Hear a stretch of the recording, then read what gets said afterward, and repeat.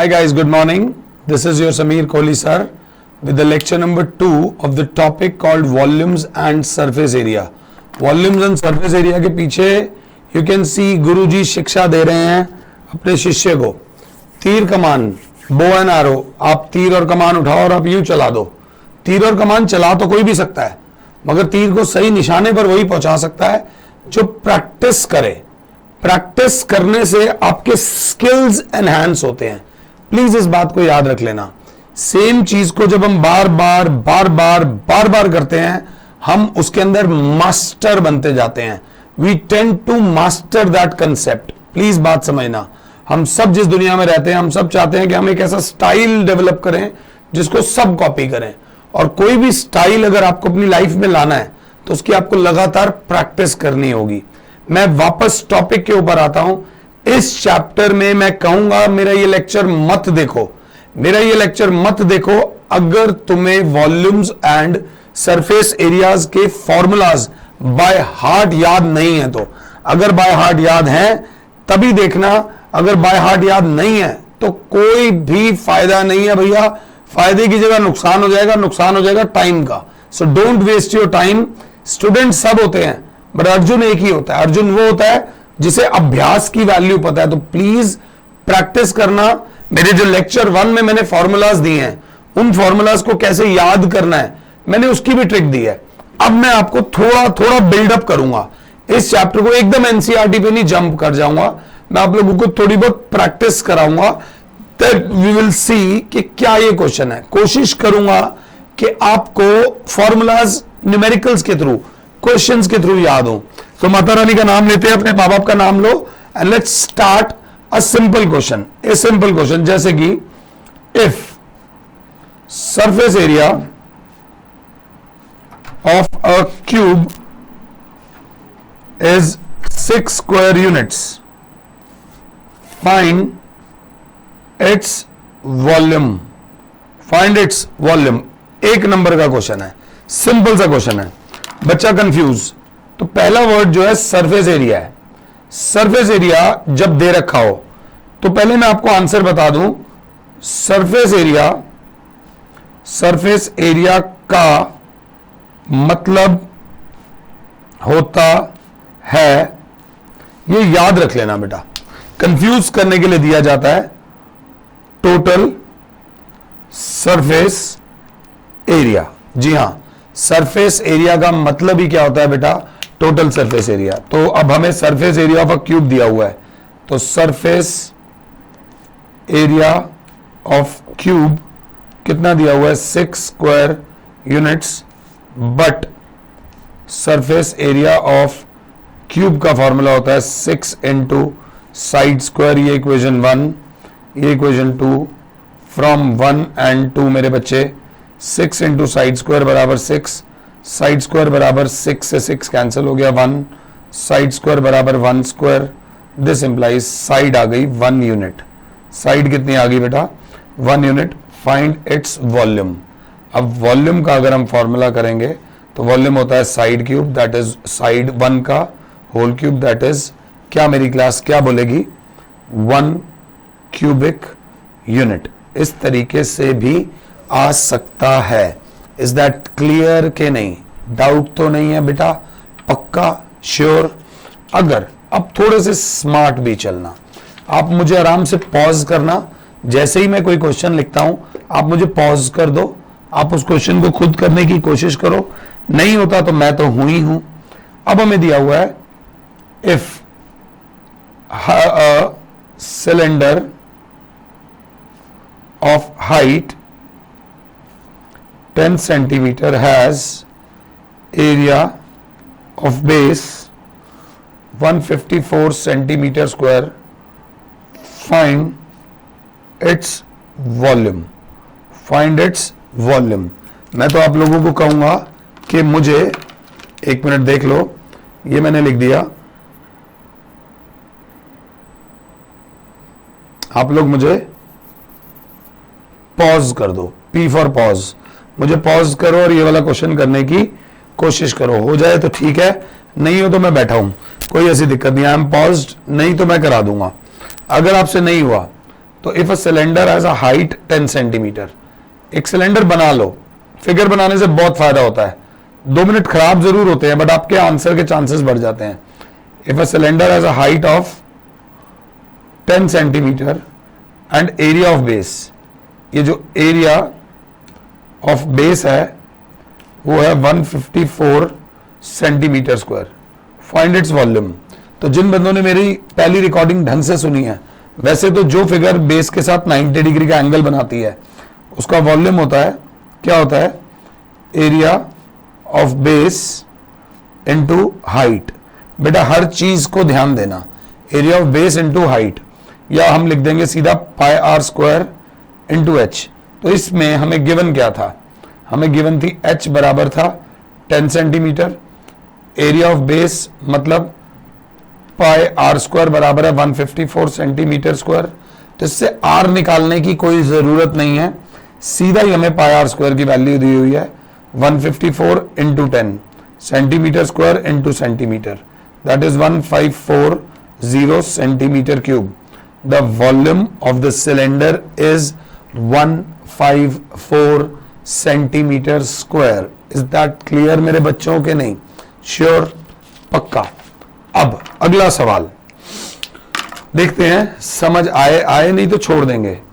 मैं आपको अपनी छत की बता रहा हूं। The dimension of my house's roof is 10 metre by 20 metre.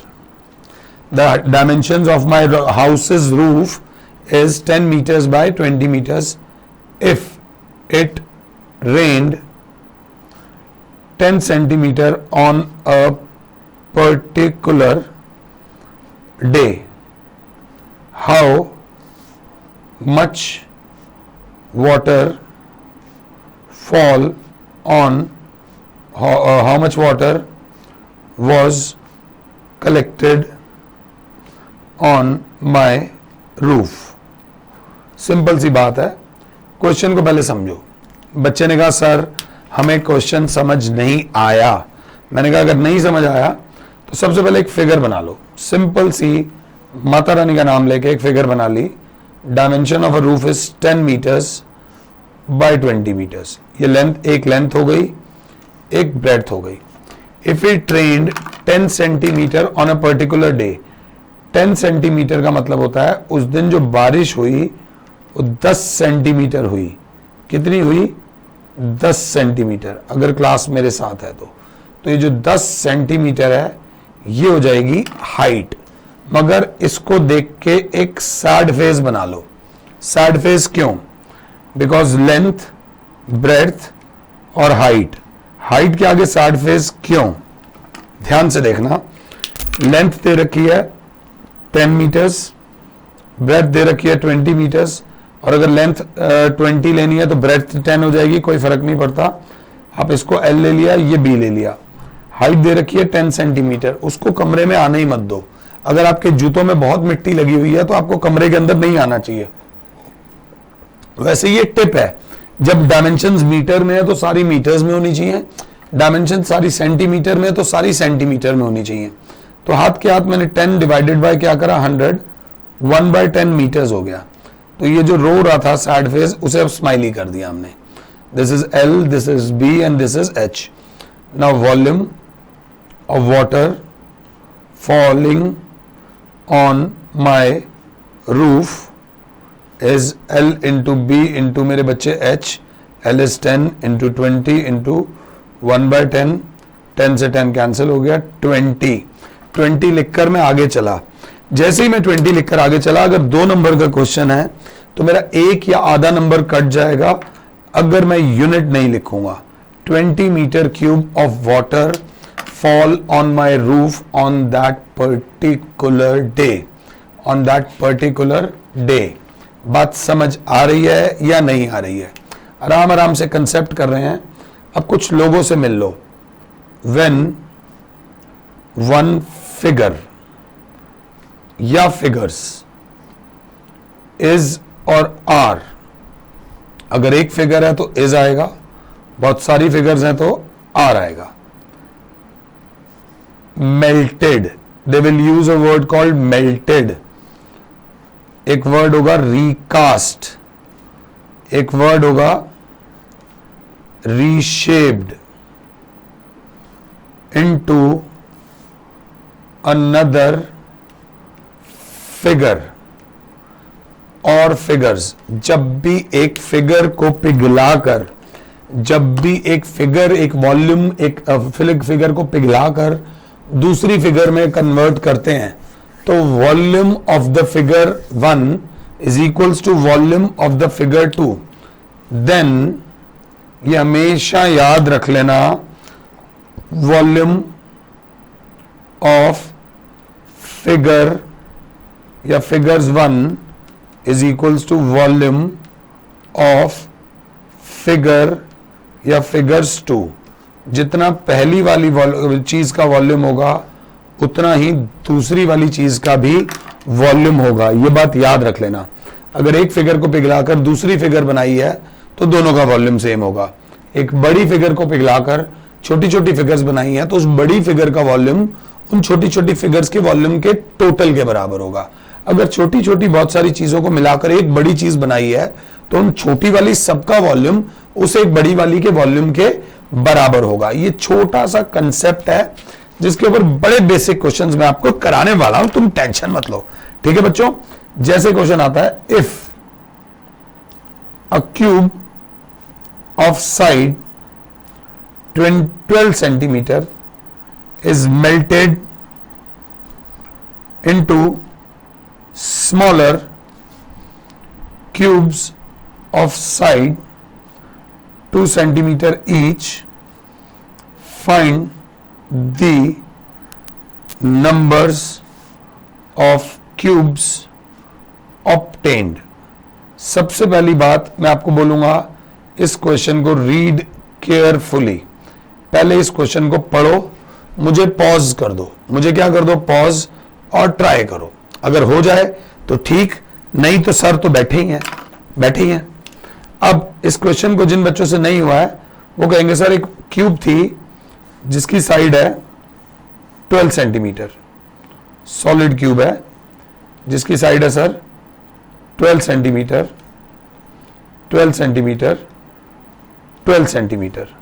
इसको पिघलाकर एक क्यूब बनाई सर जिसकी साइड है सर 2 सेंटीमीटर, 2 सेंटीमीटर और सर 2 सेंटीमीटर.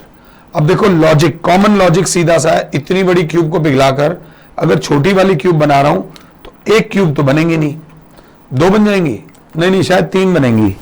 मैं कंफ्यूज हो रहा हूं, नहीं शायद 100 बनेंगी. तो बच्चा इस केस में बनेगा ना 1 बनेगी, ना 2 बनेगी, ना 100 बनेगी. कितनी बनेंगी? n बनेंगी. मतलब कहने का मतलब क्या है? कहने का मतलब यह है कि अकॉर्डिंग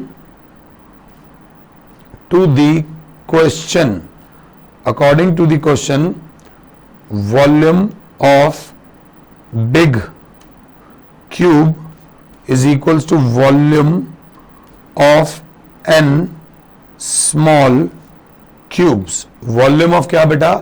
n स्मॉल क्यूब्स. मतलब हमें S1 दे रखा है 12 सेंटीमीटर और S2 दे रखा है 2 सेंटीमीटर. तो जो बिग क्यूब है वो बराबर है S1 क्यूब बराबर n इंटू जो छोटी है वो है S2 क्यूब. अब अगर क्लास मेरे साथ है तो S1 हो जाएगा 12 इंटू 12 इंटू 12 बराबर n इंटू 2 इंटू 2 इंटू 2. अगर क्लास मेरे साथ है तो क्लास बोलेगी 2 1 जा 2 6 जा 2 1 जा 2 6 जा 2 1 जा 2 6 जा. So the number of cubes जो आई वो आई 216. नंबर की कोई यूनिट नहीं होती. 216, जी हाँ 216 cubes can be obtained of side 2 centimeter by melting a single cube of side 12 centimeter. इस कंसेप्ट को अपने दिमाग में बिठा लो. SSC, competitive exams, entrance exam, 10th class का बोर्ड एग्जाम्स, इन सब में ये आने के बहुत ज्यादा ज्यादा ज्यादा चांसेस हैं। मेरे से किसी ने कहा if a sphere of diameter, if a sphere of diameter 12 अभी 12 लिया था ना, कुछ बढ़िया सा लेते हैं। बढ़िया सी क्या लें भैया बताओ। If a sphere of diameter let's say 10 centimetre is melted, is क्या बेटा, melted into 1000 small spheres, is melted into 1000 small spheres. Find the diameter of smaller spheres. Find the diameter of the smaller spheres. मैं फिर एक बात बोलूंगा, read carefully. क्या बोलूंगा? Read carefully. एक बंदे ने कहा सर ध्यान से, if a sphere of diameter 10 centimetre, मेरे कान के अंदर डायमीटर घुसता ही नहीं है, तो R1 हो गया 5 सेंटीमीटर। एक स्फीयर है जिसका रेडियस है 5 centimetre, is melted into 1000 small spheres. 1000 मतलब 1000 इंटू छोटे छोटे स्फीयर। छोटे वाले स्फीयर का रेडियस ले लो x। Find the diameter of the smaller sphere. तो सबसे पहले R1 तो दे रखा है 5 सेंटीमीटर, जो मैंने ऊपर भी लिखा था। इसको मेल्ट करके जो छोटे छोटे स्फीयर्स बने हैं R2, उनका रेडियस हमने ले लिया x। क्या ले लिया बच्चे? x। निकालना क्या हमें D2 निकालना है, हमें diameter of the smaller sphere निकालना है। तो according to the question, volume of big sphere is equals to volume of 1000 small spheres. Volume of 1000 small spheres, volume of big sphere होगा 4/3 पाई R1 क्यूब, जिसको देख के बच्चा डर जाता है, सर 4/3 पाई करके आ गया है, बराबर 1000 इंटू 4/3 पाई R2 क्यूब। तो अगर आपको कॉन्फिडेंटली फॉर्मूलाज याद हैं तो दुनिया का कोई भी बंदा ये चैप्टर आपको कराने से नहीं रुकेगा। 4/3 पाई से 4/3 पाई कट गया, पाई भी गया, बाय बाय। अब R1 क्या है? R1 इज 5 का cube is equals to 1000 into R2 का क्यूब। कैलकुलेशन क्या है? 5 इंटू 5 इंटू 5 बराबर है 1000 हो जाएगा 10 इंटू 10 इंटू 10 इंटू R2 का cube. Keep it simple, life को बड़े सिंपल तरीके से जियो। 5 1 जा 5 2 जा 5 1 जा 5 2 जा 5 1 जा 5 2 जा, तो 1 बराबर आ गया 2 इंटू 2 इंटू 2 इंटू R2 का होल क्यूब। R2 का होल क्यूब बराबर आ गया 1/2 का होल क्यूब। ये 3 बार इधर मल्टीप्लाई हो रहा है, उधर जाके डिवाइड हो गया, तो जो R2 का क्यूब हो गया 1/2 का होल क्यूब हो गया, तो R2 हो गया 1/2 सेंटीमीटर। आधे से ज्यादा हिंदुस्तान इस क्वेश्चन को कर ही नहीं पाता। अब बचे हुए आधे में से जो 80% बच्चे हैं वो रेडियस निकाल के छोड़ देते हैं, क्योंकि उन्हें जल्दी बड़ी होती है। मुझे भी बहुत जल्दी रहती है। यहां हमसे मांगा गया diameter of the smaller sphere, therefore diameter is 2 times R2, that is 2 into 1/2, that is 1 centimeter. The diameter of the smaller sphere is कितना बेटे? कितना है बताओ? 1 सेंटीमीटर। इस क्या बचे? 1 सेंटीमीटर। अगर मेरी क्लास मेरे साथ है तो इज दैट क्लियर कि नहीं? देखते हैं। अब कुछ नहीं, मैं ऐसे बैठा हुआ था, ऐसे करके बैठा हुआ था, ये एक फिगर थी। मैंने कहा अगर मैं इसको नाम दे दूं पेन होल्डर, क्या नाम दे दूं? पेन होल्डर, जिसका रेडियस है R और हाइट है H, तो क्या तुम इसको देख के तुम्हारे मन में क्या फीलिंग्स आ रही हैं? Let's share your feelings. बच्चा कहेगा मैथ्स में कहाँ फीलिंग्स आती हैं, मैथ्स में तो फीलिंग मर जाती हैं। तो कोई नहीं, घबराने की जरूरत नहीं। बच्चा कहेगा पहली फीलिंग तो ये है, it is a right circular cylinder. It is a right circular cylinder जिसका वॉल्यूम है पाई आर स्क्वायर एच, जिसका वॉल्यूम है पाई आर स्क्वायर एच। हाँ सर, इसका अगर आप टोटल सरफेस एरिया बोलोगे तो मैं आपको बता दूं, पेन होल्डर ऊपर से ओपन होता है, तो यहां पर ऊपर कुछ भी नहीं है, नीचे तो गत्ता है।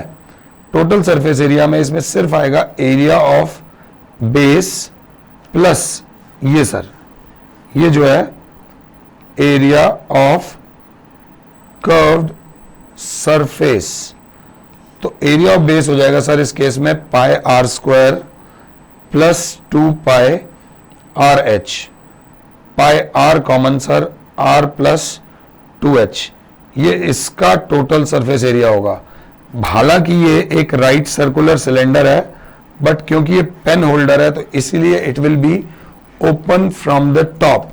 इतना लॉजिक समझ के चलना तो बहुत फायदा होगा, अगर नहीं समझोगे तो दिक्कत होगी। इफ आई एम क्लियर तो आगे बढ़ते हैं। और सर इसका कर्व्ड सरफेस एरिया हो जाएगा सर 2 पाई आर एच, जिसका कर्व्ड सरफेस एरिया वो तो क्या रहेगा 2 pi r h. Is that clear कि नहीं? अगर मेरी क्लास मेरे साथ है तो जितने क्वेश्चन मैंने कराए हैं, अगर आपको उनमें अनकंफर्टेबल फील कर रहे हो तो पहले रिवाइंड कर लो और वो वाले पहले देख लो। रिवाइंड कर लो, वो वाले पहले देख लो, तभी फायदा है। कुछ बड़े बेसिक क्वेश्चंस हैं, हमें हम दिया what is the volume of largest sphere that can be carved out of a cube of side 7 centimetre. Cube of side 7 centimetre, ये से मैंने कहा पॉज कर लो। आपको एक बात बताता हूं बेटा, समझना, ये जो मैथ्स के चैप्टर्स हैं इनका भी पीछे कुछ लॉजिक्स लगे हुए हैं। इस चैप्टर का क्या फायदा है, ये चैप्टर सबसे पहले आपके फॉर्मूलाज देखता है कि आपको फॉर्मूलाज याद हैं या नहीं। फॉर्मूलाज के बाद एप्लीकेशन देखता है कि उन फॉर्मूलाज को सही तरीके से अप्लाई करना आपको आता है नहीं आता है। तीसरी चीज जो ये देखता है वो ये देखता है कि आपकी कैलकुलेशन कैसी है। और चौथी चीज जो ये चैप्टर देखता है वो आपकी ये देखता है अंडरस्टैंडिंग कैसी है। कई बार आप आंसर के पास आके भी छोड़ देते हो, तो ये छोटी छोटी चीजों पे बहुत ध्यान देना। अब इस प्रकार के क्वेश्चन को देख के डरेगी नहीं मेरी क्लास। मेरी क्लास सबसे पहले क्वेश्चन को बहुत ध्यान से पढ़ेगी, बिल्कुल माता रानी का नाम लेके। What is the volume of a largest sphere that can be carved out of a cube? What is the volume of the largest sphere that can be carved out of a cube of side 7 centimetre? ये cube की जो side है वो 7 centimetre है। तो एक मेरा बड़ा प्यारा बच्चा जो बोलेगा वो बोलेगा sir according to the question given to us, presentation ऐसी कर दो मैम को मजा आ जाए। The side of the square, side of square is equals to diameter of sphere. जो साइड है वो डायामीटर के बराबर है। S is equals to 2r। Side कितनी है sir 7 is equals to 2r। R is equals to 7/2। मैंने अपनी पहली भी कैलकुलेशन में बताया है, इसको 3.5 मत करना। R अगर 7/2 है तो उसे 7/2 रखना। इसमें हमारी एप्लीकेशन लगी पहली चीज। अब उन्होंने मांगा है व्हाट इज द वॉल्यूम। अब वॉल्यूम ऑफ स्फीयर का फॉर्मूला होता है, volume of sphere is 4/3 pi r cube. ये लग गए formula, this is the second thing. अब लगेगी एप्लीकेशन। 4/3 पाई की value 22/7 into R is 7/2 into 7/2 into 7/2। अब लगेगी हमारी calculation. Do the calculation, get the volume and tell me the volume. Am I clear or not? ये आपको बिल्कुल ध्यान से माता रानी का नाम लेके बिल्कुल प्यार से करना बेटा। This is the volume of a sphere. अब अगला ध्यान से देखना बेटा, क्वेश्चन क्या कह रहा है, if radius as well as height of a cone are equal to unity, find volume of cone in terms of pi. मुझे पॉज करो और इस क्वेश्चन को करने की कोशिश करो। क्वेश्चन का काम ही यही है कि मैं आपको अपनी लैंग्वेज में फंसाऊं, और लैंग्वेज में क्वेश्चन फंसाने का काम ही यही है, if the radius as well as height of a cone are equal to unity. जी हाँ, ऐसे कहीं एक छोटा सा वर्ड लिखा होगा और आपकी जान लेकर चला जाएगा। तो radius of a cone as well as height is equal to unity, मतलब 1। यूनिटी का मतलब होता है 1। सेंटीमीटर नहीं दिया हुआ तो यूनिट लिख दो, 1 unit 1 unit. Find the volume of the cone in terms of pi. तो सबसे पहले वॉल्यूम ऑफ कोन का मेरे प्यारे बच्चों फॉर्मूला याद है, 1/3 पाई आर स्क्वायर एच। अगर नहीं याद है तो मेरा दिल दुखेगा, प्लीज फॉर्मूलाज को दिल से याद रखना। दैट इज 1/3 पाई की वैल्यू में 22/7 डालने लगा तो एक बच्चे ने कहा सर मत डालना क्योंकि वॉल्यूम मांगा है इन टर्म्स ऑफ पाई। तो 1/3 पाई r square is 1, h is 1, that is 1/3 pi cubic unit. This is the formula, this is the answer of that particular question. Is that clear कि नहीं? समझा पा रहा हूं? दिक्कत तो नहीं? अगला, अगर क्लास मेरे साथ है तो find the volume of figure given below in terms of pi। अगर क्लास साथ है तो मेरे भाई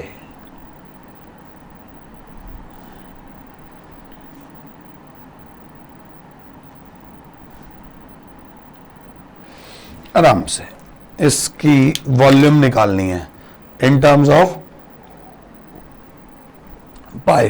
मुझे पॉज करो और इस लेक्चर को कामयाब बनाओ बाय डूइंग योरसेल्फ। तब तक मैं थोड़ा सा मेकअप कर लेता हूं।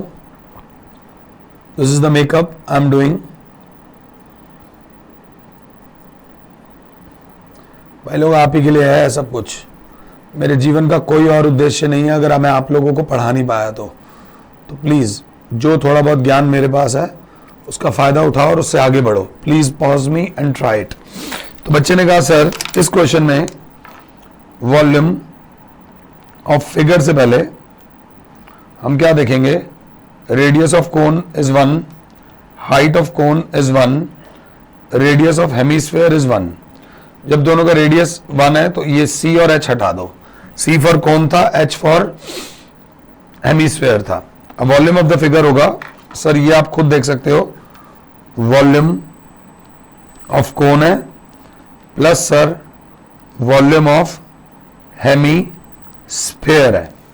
वॉल्यूम ऑफ कोन होता है sir 1/3 pi are square H, और सर वॉल्यूम ऑफ हेमीस्फेयर होता है 2/3 पाई आर क्यूब। आर क्यों मैंने आर लिखा है ये प्लीज इसका रीजन देना। भैया आप भी आर हो और आप भी आर हो, because r is same. R is क्या सर? सेम। तो सर पुट वैल्यूज, क्या डाली बेटा?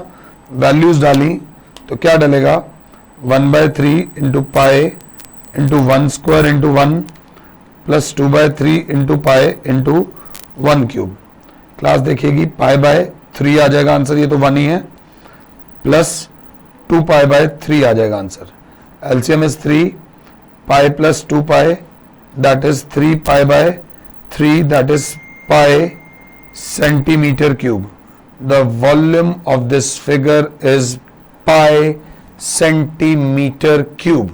The volume of this figure is pi centimeter cube. Am I clear or not? समझा पा रहा हूं? अब थोड़ा सा लेवल बढ़ाता हूं, थोड़ा सा। 8th क्लास में भी आपने ये क्वेश्चन देखा होगा, तुम में से कुछ बच्चों ने तो इस क्वेश्चन को पक्का देखा होगा, that if a cylinder, a cone and a hemisphere have same base and equal height, same base and equal height, find the ratio of their volumes, find the ratio of their volumes। ये 8th class में भी हमने देखा होगा, हमने करा होगा। This is very very important question. तो सबसे पहले जब कुछ ना समझ आए फिगर बनाओ, कोई दिक्कत नहीं, नहीं समझ आया कोई प्रॉब्लम नहीं। इफ अ सिलेंडर थोड़ा अजीब सा बना दिया है, a cone and a hemisphere have same base and equal height. Same base बोलने का मतलब है कि तेरा रेडियस आर है तो मेरा रेडियस भी आर होगा और मेरा रेडियस भी आर होगा। Same base implies that radius of each figure is same, radius of each figure is same। अब same also same height tells us, इसकी हाइट मैंने h लेने लगा, इसकी हाइट भी h लेने लगा, बट इसकी तो हाइट होती ही नहीं, इसकी हाइट होती है r, क्योंकि हेमिस्फेयर है। क्योंकि इसकी हाइट r है तो इसकी हाइट भी क्या हो जाएगी r, और इसकी हाइट भी क्या हो जाएगी बेटा r। यही इस गेम का टेक्निक थी मेरे यार, कि रेडियस भी r हो गया और हाइट भी r हो गई। अब हमें क्या करना है, find the ratio of their volumes, मतलब volume of cylinder ratio volume of cone ratio volume of hemisphere निकालना है। 3 वाली रेशियो कुछ बच्चों ने कभी नहीं करी होगी। वॉल्यूम ऑफ सिलेंडर होता है pi are square h, pi are square h, मगर एच भी क्या है बेटा आर। रेशियो कोन का वॉल्यूम होता है 1/3 pi are square, 1/3 pi are square, h की जगह भी आ जाएगा r. Ratio volume of hemisphere होता है 2/3 पाई आर क्यूब। पहले इसकी शक्ल ठीक कर दो, जब इसकी शक्ल ठीक करी तो आया pi r cube ratio 1/3 pi r cube ratio 2/3 pi r cube, क्योंकि तीनों के अंदर pi r cube pi r cube pi r cube आ रहा है, तो पूरी टर्म से पूरी टर्म कैंसिल कैंसिल और कैंसिल। रेशियो आ गई 1 रेशियो 1/3 रेशियो 2/3। अब अपॉन में कौन आ रहा है, 3 अपॉन में आ रहा है, तो 3 और 3 का एलसीएम हो जाता है 3, तो we multiply each term by 3, we multiply each term by 3, तो 1 into 3 ratio 1/3 into 3 ratio 2/3 into 3। हमारी जो फाइनल रेशियो आई वो आई 3, ये 3 से 3 कट गया, रेशियो 1, रेशियो ये 3 से 3 कट गया 2। हमारी जो सिलेंडर कोन और हेमिस्फेयर की रेशियो आई वो आई 3 रेशियो 1 रेशियो 2, 3 रेशियो 1 रेशियो 2। इस चीज को मेरे बच्चों ध्यान दे लेना, this is a very important question, this is a very very important question. तो जरा ध्यान से देख के चलना। आई होप यहां तक जो भी हमने करा है वो आपको समझ आया है। इन द नेक्स्ट लेक्चर मैं आपको बहुत छोटा लेक्चर होगा, फॉर्मूला बेस्ड हाई लेवल के क्वेश्चंस कराऊंगा। तो अगर आपको फॉर्मूलाज अभी भी याद नहीं है, अगर फॉर्मूलाज को याद करने में अभी भी दिक्कत हो रही है, तो मेरी आपसे रिक्वेस्ट है पहले फॉर्मूलाज को 8-10 बार लिखो, दिल से लिखो, तभी आगे बढ़ने का फायदा है, नहीं तो कोई फायदा नहीं है। जय माता दी, जय Hind, god bless all, bye bye.